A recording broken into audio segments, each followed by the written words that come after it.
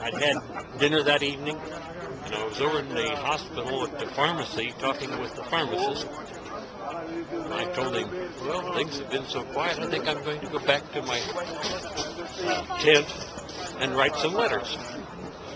Well, I went back there, and I was just sitting down, and about that, well, before I went back to the tent, I heard that boom.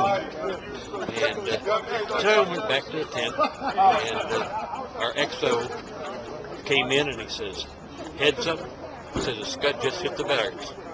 So we all went over to the hospital and were prepared for the incoming wounded. And within about, I suppose 15, 20 minutes, half an hour, something like that, they started rolling in, and they just never seemed to stop. And I happen to be on what they call the minimal care, which is basically the walking wounded, the ones that aren't too bad. And had the dubious honor of admitting the most victims to the hospital that night. It was somewhere between 12 and 15, I didn't know for sure.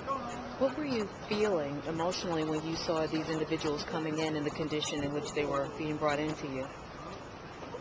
I really didn't have time to feel anything other than just get busy and work. And it was afterwards that I began to have the feelings.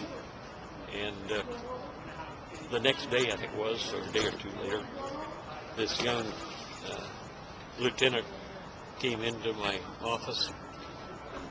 She started crying.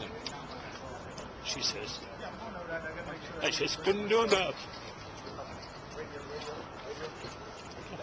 I told her, well, you did everything that you could, didn't you?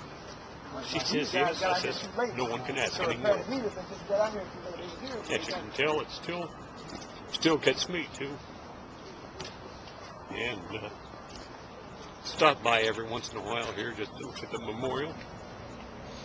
And I'm sorry that I had to be there, but I'm glad that I was. Still emotional, so emotional it seems 20 years later. Does that ever leave? How have you been able to deal with over the last 20 years? Oh,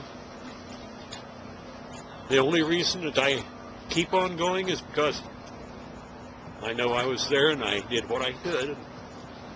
And like I say, I'm sorry that I had to be there, but I'm glad that I was.